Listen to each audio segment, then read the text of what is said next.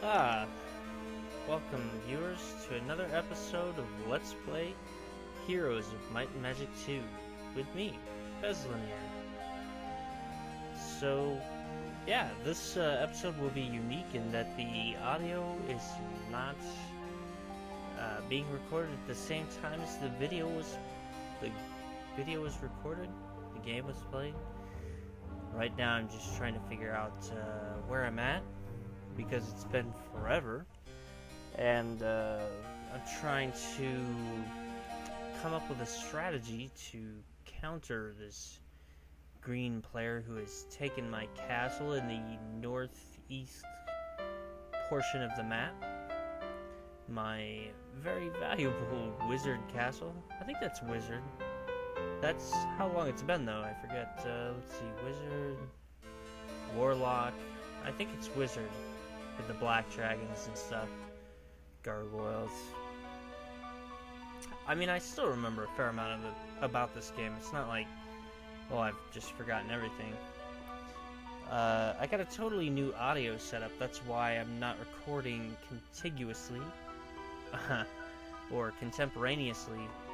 Contiguously, that's obviously not right. Well, it's not really an audio setup per se. It's just that I moved and I left, what was it? I left a tube of Neosporin in the tower of my computer. Turned the computer on when I arrived at my new domicile, and said Neosporin may have or may not have melted onto part of my computer's board, and from thence on, my speakers did not work properly, so now I must record from speakers and then add audio later. Maybe there's a way to do it, but right now I'm having to record the MIDI line through what is essentially a pair of headphones that are just hooked into the one of the audio lines and one of the microphone lines in my sound card. They do have good quality though. So I really kind of winged this strategy, just sort of came up with it. I said, you know, I had one hero that I thought might have been one of my more powerful heroes, so I just said I'd send her up to take that castle back, and the rest of my guys just trying to kind of make sure that no castle was too weak in case they had, you know, wandering heroes. I didn't want them to be able to just come and easily take over a castle, so that's another reason. What I was trying to do here was be conservative with my funds. It's kind of hard to just jump in, you know, months, years along and resume your strategy if you had one to begin with. I apologize if certain plosives or whatnot in my speech are unsavory to the ears. I guess I lost my foam dinghy for my microphone, and I just tapped my microphone on my shoulder. Looking behind me, I did not close my door, so who knows what may enter here and interrupt me, but you shouldn't hear it. But there is some probability that you will hear some dogs in the background. But the fortunate side effect of me not recording audio as I play is that there won't be so much time spent where I'm going, let me think what I need to do, because, yeah, it's so much harder to think and make decisions while you play. Yeah, so I may have to interrupt here, and, drinking a, 24 fluid ounce American flag spangled can of Budweiser, which is the king of beers. And next to that I have a little 99-cent, basically airline size bottle of Red Stag. That's Kentucky straight bourbon whiskey infused with natural flavors. So I guess it's spiced with cinnamon, and it's basically Jim Beam with some Red Hots thrown in or something, which you could do by yourself. I guess. So my strategy here was just to get in there and just to try to do as much damage as possible. I figured that I could win with my battle dwarves in a war of attrition. That was my hope. I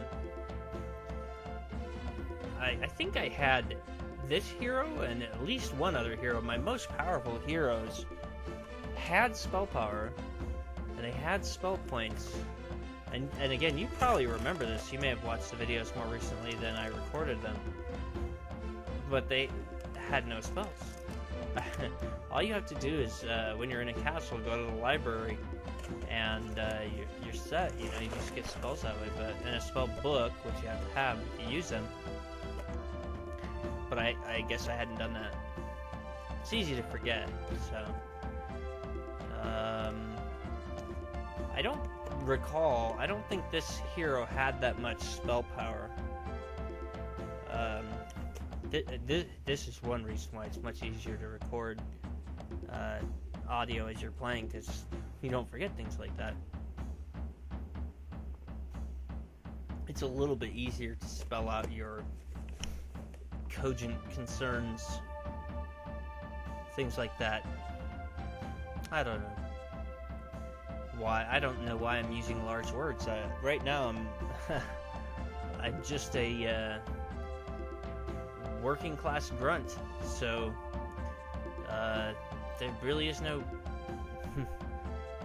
call for all of that fancy talk.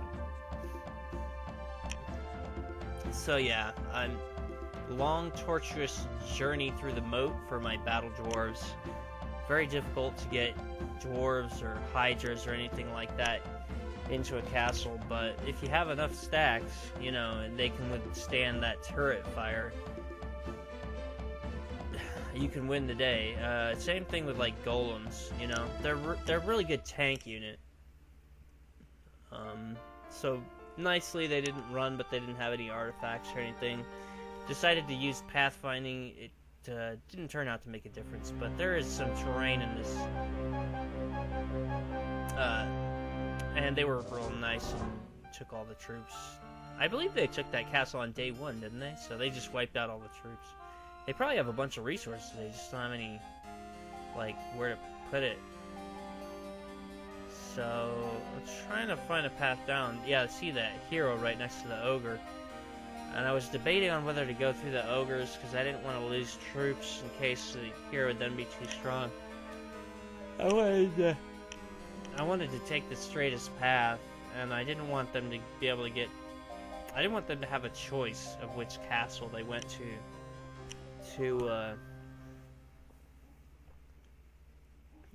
because it's, you know, it's harder if you not sure which castle they can go to. Your resources are limited. You have to make a choice what you're going to protect eventually. But at this point, I figured that the green player did not have any castles or towns, so I just wanted to make sure that they didn't get any, and my strategy at this point was to just try to go 7 days without letting them take a castle, at which point they surrendered. Not my favorite strategy, per se, but you can really spread yourself thin trying to chase around however many heroes they may have on the map. And, you know, a hero that would be trivial to go chase down with one of your strong heroes could be sufficiently strong to take basically an unprotected castle. And the chances are, at least the way that I play, you have an unprotected... Oh, there Oops, I accidentally brought up another window. The chances are you have an unprotected castle, so... Don't have unprotected castles. Okay. So I'm trying to get this guy out of the snow. It's a really boring commentary, though, because I'm really looking at this small window. I can't tell what's going on. I tried maximizing it. That's what I prefer. But really, I would just prefer to do... I just don't want them to take that town, because that'll reset their timer. And I'm sure they could take most any town easy enough. In fact, I think that's what the Barbarian Castle was a town, right, that they took. It was a long time ago. I didn't rewatch my videos. I only rewatched it enough to determine which save file was my relevant save file, but I didn't want to. I don't know if you're like me, but I can't stand the sound of my own voice like that. Not that much. I can't watch my own videos. Sometimes I do out of curiosity. I watch like 2 minutes of my video, but I can't get past that. I definitely appreciate that, like, everybody else does that. Well, not everybody else. I don't have 4 billion views yet, but, you know, I appreciate all my viewers. In fact, I suppose that is a nice segue into commenting upon the fact that I have an insane amount of views, an insane amount of subscribers, and honestly, you know, it's crazy. I mean, I don't deserve that. I've been, like, gone for, like, a year, and if you don't count, like, the 5 videos that I posted at that point, then I've been gone for, like, 2 or 3 years. I barely posted. So it's crazy that everybody's still subscribed and that I'm still getting views. That's, I mean, I had no idea what to expect when I posted my first video, so it's still crazy to me that I ever got views. So, I definitely appreciate that. And I know I was making a map. I don't know if I'll get around to finishing that. I mean, I don't want to put out a crappy map. I would play it and I would be happy as a pig in shit, but, you know, I don't want to put out, like, a crappy, stupid map with, like, no terrain features for you guys. So, I don't know what to say about that. I mean, it'd be pretty lame. I just don't know if I have the time. I do work quite a bit, which is not of great interest to you, but, or not of any. And, I haven't even been paying attention to my video. I've just been lost in my own self-absorbed thoughts. So yeah, I'm trying to build up another hero here just to try to cover more parts of the map. I actually changed my strategy with this hero in a bit, because I know that there's a town in the lower left section of the map. Right here. I just don't want that computer player to take that town, because it would probably be pretty easy for them to beat the computer troops. Although, I think the thing about that is,